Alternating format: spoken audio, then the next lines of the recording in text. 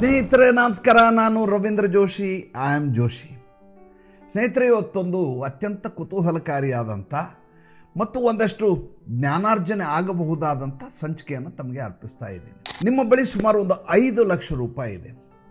ಈ 5 ಲಕ್ಷ ರೂಪಾಯಿಯನ್ನು ನೀವು ವಿನಿಯೋಜನೆ ಮಾಡಬೇಕಾಗಿದೆ, ಉಳಿತಾಯ ಮಾಡಬೇಕಾಗಿದೆ ಅಥವಾ ದುಡಿಸಬೇಕಾಗಿದೆ. ಆದರೆ ಸಮಯ ತುಂಬ ಕಡಿಮೆ ಇದೆ. 6 ತಿಂಗಳಿಂದ 1 ವರ್ಷದ ಅವಧಿ ಆಗಿದೆ. ಆ ಅವಧಿಯಲ್ಲಿ ಈ ದುಡ್ಡನ್ನು ಎಲ್ಲಿ ನಾನು ಇಡಬಹುದು, ಉಳಿತಾಯ ಮಾಡಬಹುದು? ಶಾರ್ಟ್ ಟರ್ಮ್ ಇನ್ವೆಸ್ಟ್ಮೆಂಟ್ ಅಂತ ಏನು ಹೇಳ್ತೀವಿ, ಕಡಿಮೆ ಸಮಯಕ್ಕೆ ನಾವು ಹೂಡಿದಂಥ ಹಣ ಹೆಚ್ಚಿನ ಇಳುವರಿಯನ್ನು ಕೊಡಲಾರದು, ಹೆಚ್ಚಿನ ಲಾಭವನ್ನು ಕೊಡಲಾರದು, ಸಂಪಾದನೆಯನ್ನು ಮಾಡಲಾರದು ಎನ್ನುವಂಥ ಮೂಲಭೂತವಾದಂಥ ಅದರ ಸಿದ್ಧಾಂತವನ್ನು ಮನಸ್ಸಿನಲ್ಲಿ ಇಟ್ಕೊಂಡು ನೀವು ಈ ಸಂಚಿಕೆಯನ್ನು ನೋಡಬೇಕು. ಇದು ಯಾವುದೂ ಕೂಡ ತಮಗೆ ರೆಕಮೆಂಡೇಷನ್ ಅಲ್ಲ. Subject to market risks and conditions ಅಂತ ಹೆಂಗೆ ಹೇಳ್ತಾರೋ ಆ ರೀತಿ ಆಯಾ ಬ್ಯಾಂಕಿನ ಅಥವಾ ಆಯಾ ಕಂಪನಿಯ ನೀತಿ ನಿಯಮಾವಳಿಗೆ ಅನುಗುಣವಾಗಿ ಅದರ ಲಾಭ ನಿಮಗೆ ದಕ್ಕತ್ತೆ. ಆದ್ದರಿಂದ ಇದನ್ನು ನೀವು ರೆಕಮೆಂಡೇಷನ್ ಅಂತ ತಗೋಬಾರ್ದು. ಕೇವಲ ಜ್ಞಾನಾರ್ಜನೆಗೆ ಮಾತ್ರ ನಾನು ಈ ಸಂಚಿಕೆಯಲ್ಲಿ ತಮಗೆ ಮಾಹಿತಿಯನ್ನು ಕೊಡ್ತಾ ಇದ್ದೀನಿ. ನಿಮ್ಮ ಹತ್ರ 5 ಲಕ್ಷ ರೂಪಾಯಿ ಇದೆ. 5 ಲಕ್ಷ ರೂಪಾಯಿನ ಒಂದು 3 ತಿಂಗಳು, 6 ತಿಂಗಳು, 9 ತಿಂಗಳು, ಹಬ್ಬ ಅಂದರೆ 1 ವರ್ಷದವರೆಗೂ ನೀವು ಅದನ್ನು ಹೂಡಬೇಕಾಗಿದೆ. ಎಲ್ಲಿ ಹೂಡಬೇಕು? ಅದಕ್ಕೆ ಸುಮಾರು 5 ಬೇರೆ ಬೇರೆ ಮಾರ್ಗಗಳನ್ನು ನಾನು ಹೇಳ್ತೀನಿ. ನಿಮ್ಮ ಮನಸ್ಥಿತಿಗೆ ಅನುಗುಣವಾಗಿ ನೀವು ಈ ದುಡ್ಡನ್ನು ತೊಡಗಿಸಬಹುದು. ಮೊದಲನೇದಾಗಿ, ನಿಮಗೆ ಆ ದುಡ್ಡಿನ ಮೇಲೆ ಯಾವುದೇ ರೀತಿಯಾದಂಥ ದೊಡ್ಡ ಮಟ್ಟದ ಲಾಭ ಆಗಲಿ ಅನ್ನುವಂಥ ನಿರೀಕ್ಷೆ ಇಲ್ಲ. ದುಡ್ಡು ಸುರಕ್ಷಿತವಾಗಿದ್ದರೆ ಸಾಕು. ನಮ್ಗೆ ಅದರಿಂದ ಬಡ್ಡಿ ದರ ಎಷ್ಟಾದರೂ ಆಗಲಿ ಅದು ಸುರಕ್ಷಿತವಾಗಿರಬೇಕು. ನನಗೆ ಯಾವಾಗ ಮಕ್ಕಳ ಮದುವೆ ಮಾಡಲಿಕ್ಕೆ ಅಥವಾ ಸ್ಕೂಲಿಗೆ ಕಾಲೇಜಿಗೆ ಸೇರಿಸಲಿಕ್ಕೆ ಡೊನೇಷನ್ ಕೊಡಲಿಕ್ಕೆ ಅಥವಾ ಇನ್ಯಾವುದೋ ಕಾರ್ಯಕ್ರಮಕ್ಕೆ ವಿನಿಯೋಜನೆ ಮಾಡಲಿಕ್ಕೆ, ಇನ್ಯಾವುದೋ ಟೂರ್ಗೆ ಹೋಗಲಿಕ್ಕೆ ಆ ದುಡ್ಡನ್ನು ನಾನು ಬಳಸಬೇಕು, ಅದಕ್ಕೋಸ್ಕರ 3 ತಿಂಗಳು 6 ತಿಂಗಳಿಗೋಸ್ಕರ ಇಡ್ತೀನಿ ಅನ್ನುವಂಥ ವ್ಯಕ್ತಿಯಾಗಿದ್ದರೆ, ನೀವು ಅದನ್ನು ದುಡ್ಡು ಇಟ್ಟು ಮನೇಲಿ ಕೂತ್ಕೊಂಡು ಬಿಗ್ ಬಾಸ್ ನೋಡೋದು, ಟಿ ವಿ ಧಾರಾವಾಹಿ ನೋಡೋದು, ಕಲರ್ಸ್ ಚಾನಲ್ಲು, ಸುವರ್ಣ ಟಿ ವಿ ನೋಡ್ಕೊಂಡಿರೋರಾಗಿದ್ದರೆ ಬೇರೆ ಎಲ್ಲಿಯೂ ಆ ಹಣವನ್ನು ತೊಡಗಿಸಬಾರದು. ನೀವು ಯಾವುದಾದ್ರೂ ಬ್ಯಾಂಕಿನಲ್ಲಿ ಇದನ್ನು SB ಅಕೌಂಟಿನಲ್ಲಿ ಹಾಕಬೇಕು. SB ಅಕೌಂಟಿನಲ್ಲಿ 2.5%ನಿಂದ ಸುಮಾರು 3.5-4%ವರೆಗೂ ನಿಮಗೆ ಅದರ ಬಡ್ಡಿ ದೊರೆಯುತ್ತದೆ. ಯಾವಾಗ ಬೇಕಾದರೂ ನೀವು ಡ್ರಾ ಮಾಡುವಂಥ ಅವಕಾಶ ಇರುತ್ತೆ. ಉದಾಹರಣೆಗೆ ICICI ಬ್ಯಾಂಕ್ ಆದರೆ 2.5% ಇದೆ, ಇನ್ಯಾವುದೋ ಬ್ಯಾಂಕ್ ಆದರೆ 3% ಇರುತ್ತೆ. ಕೆಲವು ನ್ಯಾಷನಲೈಸ್ಡ್ ಬ್ಯಾಂಕಿಗೆ ಹೋದರೆ 3.5%. ಅದು ವೇರಿ ಆಗ್ತಾ ಇರುತ್ತೆ ಅದರ ಬಡ್ಡಿ ದರ. ಬಟ್ ನಿಮ್ಮ ದುಡ್ಡು ಮಾತ್ರ ಅತ್ಯಂತ ಸುರಕ್ಷಿತವಾಗಿರ್ತದೆ. ಅದ್ರ ಬಗ್ಗೆ ನೀವು ಆಲೋಚನೆ ಮಾಡಬೇಕಾದಂಥ ಪ್ರಶ್ನೆಯೇ ಇಲ್ಲ. ದುಡ್ಡನ್ನು ಡ್ರಾ ಮಾಡಲಿಕ್ಕೋಸ್ಕರ ಮುಂಚೆ ನೋಟಿಸ್ ಕೊಟ್ಟು ಕಾಯ್ತಾ ಕೂಡಬೇಕಾಗಿಲ್ಲ. ಒಂದು ಚೆಕ್ ಸ್ಲಿಪ್ಪನ್ನು ಹರಿದ್ರೆ ನಿಮ್ಗೆ ದುಡ್ಡು ವಾಪಸ್ ಬಂದುಬಿಡುತ್ತೆ.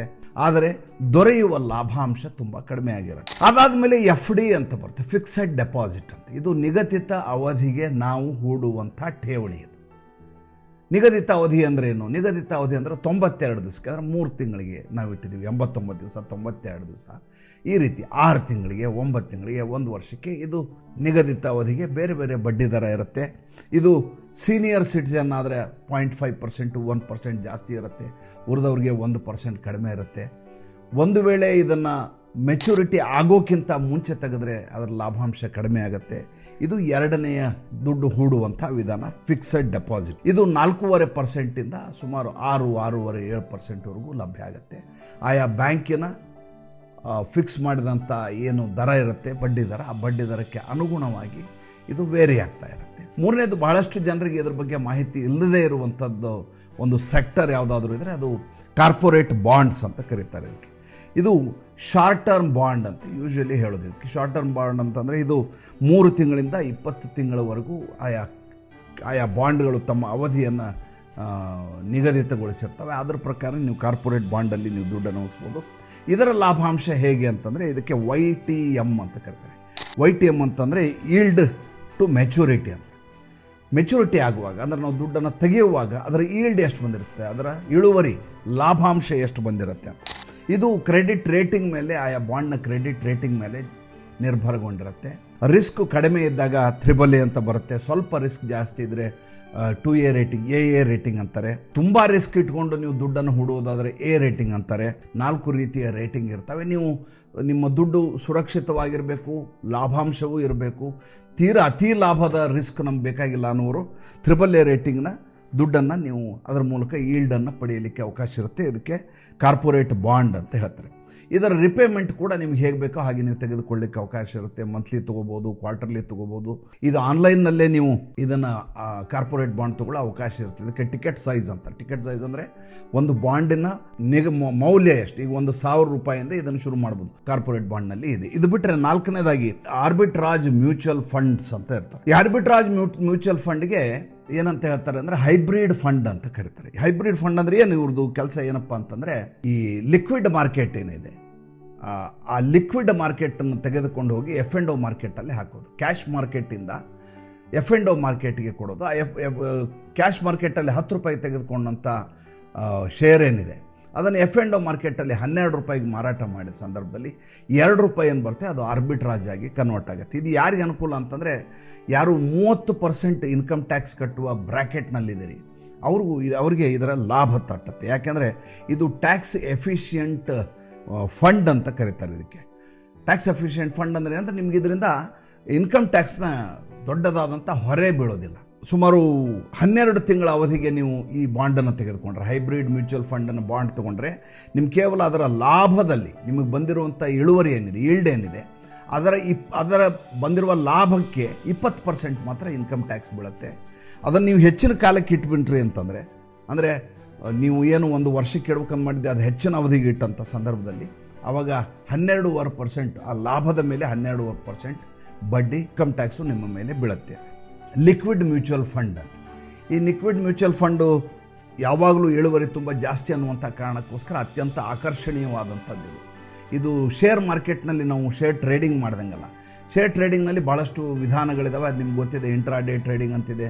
ಬೆಳಗ್ಗೆ ತೊಗೋತೀರಿ, ಸ್ವಲ್ಪ ರೇಟ್ ಏರಿದ ತಕ್ಷಣ ಮಾರಿಬಿಡ್ತೀರಿ, ಮತ್ತೆ ತೊಗೋತೀರಿ, ಮತ್ತೆ ಮಾರ್ತೀರಿ. ಅಥವಾ ಡೆಲಿವರಿ ಅಂತ ತೊಗೋತೀರಿ, ಸ್ವಲ್ಪ ದಿವಸ ಆದಮೇಲೆ ರೇಟ್ ಏರಿದ್ಮೇಲೆ ಮಾರ್ತೀರಿ. ನೀವೇ ಕೂತ್ಕೊಂಡು ಸ್ಟಾಕ್ ಜೊತೆ ಆಟ ಆಡೋದಕ್ಕೆ ಇದು ಒಂದು ರೀತಿಯ ಜೂಜಾಡ್ದಂಗೆ ಅಂತಂದರೆ ಇದರ ಟೆಕ್ನಿಕಲ್ಸ್ ಇರ್ತವೆ, ಸೆಂಟಿಮೆಂಟ್ಸ್ ಇರ್ತವೆ. ಅದೆಲ್ಲವನ್ನ ಅರ್ಥ ಆಗಲಾರದವರು ಕೇವಲ ಸಟ್ಟ ಆಟ ಆಡೋದಾಗಿ ಬೆಳಗ್ಗೆ ತೊಗೊಳ್ಳೋದು, ಮಧ್ಯಾಹ್ನ ಮಾರುವಂಥ ಭಾಳಷ್ಟು ಜನರನ್ನು ನೀವು ನೋಡಿರ್ತೀರಿ. ಇದು ಆ ರೀತಿ ಅಲ್ಲ. ಮ್ಯೂಚುವಲ್ ಫಂಡ್ ಏನಾಗುತ್ತೆ, ಮ್ಯೂಚುವಲ್ ಫಂಡ್ಗೆ ಮ್ಯೂಚುವಲ್ ಫಂಡ್ ಮ್ಯಾನೇಜರ್ಸ್ ಅಂತಿರ್ತಾರೆ. ಈ ಮ್ಯೂಚುವಲ್ ಫಂಡ್ ಮ್ಯಾನೇಜರ್ ಏನು ಮಾಡ್ತಾರೆ ಅಂದರೆ, ನಿಮ್ಮಿಂದ ದುಡ್ಡನ್ನು ಪಡೆದು ಅವರು ಸ್ಟಾಕ್ ಮಾರ್ಕೆಟ್ನಲ್ಲಿ ಯಾವುದು ಹೆಚ್ಚಿನ ಅರ್ನಿಂಗ್ ಪರ್ ಶೇರ್ ಇದೆ, ಯಾವ ಶೇರ್ಗೆ ಮೌಲ್ಯ ಜಾಸ್ತಿ ಆಗ್ತಾ ಇದೆ, ಆ ಶೇರಿನ ಮೇಲೆ ದುಡ್ಡನ್ನು ತೊಡಗಿಸ್ತಾರೆ. ಅಲ್ಲಿ ಶೇರ್ನ ಬೆಲೆ ಏರಿದ ಹಾಗೆಯೂ ಇಲ್ಲಿ ಮ್ಯೂಚುವಲ್ ಫಂಡ್ ಮೌಲ್ಯ ಜಾಸ್ತಿ ಆಗ್ತಾ ಹೋಗುತ್ತೆ. ಅಲ್ಲಿ 3 ಥರದ್ದು ಬರ್ತದೆ. ಹೇಗೆ ವಿವಿಧ ರೀತಿಯದಾದಂಥ ಮ್ಯೂಚುವಲ್ ಫಂಡ್ ಇದ್ದಾವೆ. ಅದರಲ್ಲಿ ಸ್ಮಾಲ್ ಕ್ಯಾಪ್ ಮ್ಯೂಚುವಲ್ ಫಂಡ್ಸ್ ಅಂತಿರ್ತವೆ, ಮಿಡ್ ಕ್ಯಾಪ್ ಮ್ಯೂಚುವಲ್ ಫಂಡ್ ಅಂತಿರ್ತವೆ, ಲಾರ್ಜ್ ಕ್ಯಾಪ್ ಮ್ಯೂಚುವಲ್ ಫಂಡ್ ಅಂತಿರ್ತವೆ. ಹೀಗೆ ನಿಮ್ಗೆ ಯಾವುದು ಬೇಕೋ ಅದನ್ನು ಆಯ್ಕೆ ಮಾಡಿ ತೆಗೆದುಕೊಳ್ಬೋದು. ಸ್ಮಾಲ್ ಕ್ಯಾಪ್ ಮ್ಯೂಚುವಲ್ ಫಂಡ್ ತೊಗೊಂಡಾಗ ಅದರ ನಿಮಗೆ ರಿಸ್ಕ್ ಫ್ಯಾಕ್ಟ್ರ್ ಭಾಳ ಜಾಸ್ತಿ ಇರ್ತದೆ. ಲಾರ್ಜ್ ಕ್ಯಾಪ್ ಫಂಡ್ ತೊಗೊಂಡಾಗ ಅದು ಸೇಫ್ ಆಗಿರುತ್ತೆ, ಸುರಕ್ಷಿತವಾಗಿರುತ್ತೆ, ಆದರೆ ಬರುವ ಲಾಭಾಂಶ ಕಡಿಮೆ ಇರುತ್ತೆ. ಈ ಮ್ಯೂಚುವಲ್ ಫಂಡನ್ನ ನೀವು ಬೇರೆ ಯಾವುದೇ ಪ್ಲಾಟ್ಫಾರ್ಮ್ನಲ್ಲಿ ಬೇಕಾದ್ರೆ ತೊಗೋಬೋದು. ನೀವು ಶೇರ್ ಖಾನಲ್ಲಿ ತೊಗೋಬೋದು, ICICI ಡೈರೆಕ್ಟಲ್ಲಿ ತೊಗೋಬೋದು, ಝೀರೋದಲ್ಲಿ ತೊಗೋಬೋದು.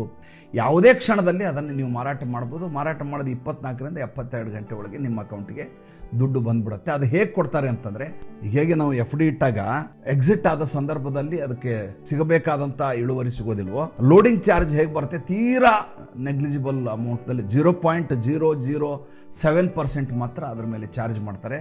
1 ವರ್ಷಕ್ಕೆ ಅದರ ಇಳುವರಿ ಎಷ್ಟಿರುತ್ತೋ ಅದನ್ನು ಪ್ರೋರೇಟಾ ಬೇಸಲ್ಲಿ ನೀವು 1 ತಿಂಗಳ 10 ದಿವಸಕ್ಕೆ ನೀವು ಅದನ್ನು ಮಾರಾಟ ಮಾಡಿದ್ರು ಒಂದು ಶೇರ್ ತೊಗೋತೀರಿ. ಕೋಟಕ್ ಮಹೀಂದ್ರಾದು ಒಂದು ಶೇರ್ ತೊಗೋತೀರಿ, ಅಥವಾ HDFC ಅವ್ರದ್ದು ಮಿಡ್ ಕ್ಯಾಪ್ ಫಂಡ್ ಅಂತ ತೊಗೋತೀರಿ, ಅಥವಾ state bank of India large cap fund ಅಂತ ತೊಗೋತೀರಿ, ಟೆಕ್ನಾಲಜಿ ಫಂಡ್ ಅಂತ ತೊಗೋತೀರಿ, ಯಾವುದೋ ಒಂದು ಮ್ಯೂಚುವಲ್ ಫಂಡ್ ಅಂತ ತೊಗೋತೀರಿ.